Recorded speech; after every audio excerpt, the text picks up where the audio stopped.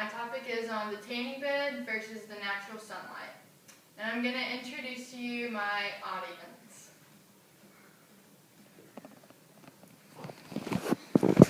This is my brother Austin, my dad Butch, my mom Denise, and my friend Taylor.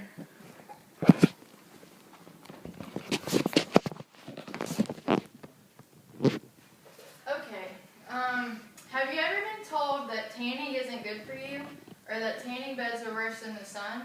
Then I'm here to open up your mind and inform you of some new information. I want to focus on 3 main points that are a big influence on tanning today, including the amount of ultraviolet radiation in both the tanning bed and in the sun, along with the likelihood of skin cancer and how much tanning costs.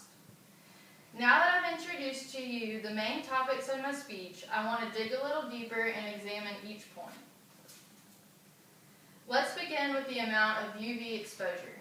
First of all, UV stands for ultraviolet exposure, which are invisible rays that emit energy from the sun. There are 2 different types of UV radiation. One is UVA rays, and the second one is UVB rays. To make this a little bit easier to understand, the UVA rays are a lot longer in wavelength than the UVB rays. And when tanning, the UVA rays are what penetrates into the skin the deepest. The UVB rays are a little bit shorter in wavelength, therefore they only penetrate into the upper level of the skin. And I'm going to show you a picture so that you can visually see it a little bit better, the difference between the UVA and UVB. The UVA is right here, and it goes into the dermis level of your skin, which is the deepest level. The UVB rays go into the epidermis, which is your upper layer of skin. So I hope that makes it just a little bit clearer.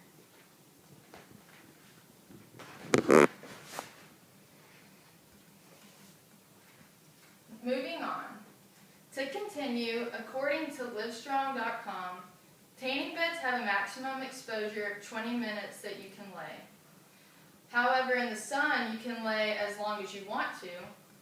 This is where I think a lot of people get confused about tanning because there's only so much UV exposure you can do when laying in the tanning bed versus the natural sunlight. The next important point of my topic is the likelihood of skin cancer. As most of us know, skin cancer has become a rapid cancer among people for the last few years. We can't blame either one of the tanning beds or the natural sunlight because they both contain the UVA rays. It has been said by health.harvard.edu that tanning beds emit 3 times more UVA radiation than the sun. But this has not been proven due to the fact that people get skin cancer who have never even laid in a tanning bed before. There's just no way for skin cancer patients to know exactly what has caused the cancer, just like breast cancer, for example. They're not sure exactly why. There is an estimated amount of 76,690 people who will be diagnosed with melanoma, which is a form of skin cancer, in the year 2013, according to skincancer.org. And I'm going to show you another picture. This is from glamour.com. In 2007, there was 59,940 people with skin cancer melanoma. 3 years later, in 2010, there ended up being 68,130. And 3 years later, which is today, there's 76,690 melanoma rates, and they keep climbing.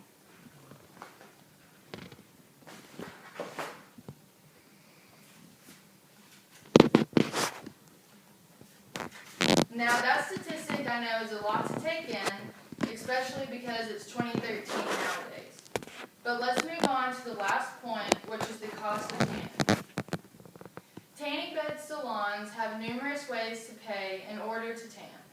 They have packages that run approximately $50 to $100 or more, which obviously it's pretty expensive. But that's per month. You can also lay for a one-time fee of $7 to $12, just depending on the place. Most people pay more, especially if they have an occasion coming up, like a wedding or a prom or something like that. And some people who prefer the natural sunlight outside, they also have to pay to tan. It's not as much, but the people normally either have to find somewhere to lay out and pay for that, like a pool or something, or they pay for bronzer or SPF. I just want to clarify with SPF that it does, from the melanomafoundation.org, they say that if you purchase, for example, a 20 SPF, you would multiply that by 10, and that would equal 200 minutes that you could use the sunscreen and be protected by the rays outside. So if you have 50, you would multiply it by 10 also, and then you have 500 minutes. This brings me to my final words of information. Tanning, whether in the tanning bed or outside, they both have their own ups and downs. After reviewing my 3 points of UV exposure, likelihood of skin cancer, and the cost of tanning, I hope I have given new insight to some people who had different thoughts. There is no way to tell if tanning beds are worse than natural sunlight, but if I were you, I would decide for yourself on which one you would prefer. And that's it.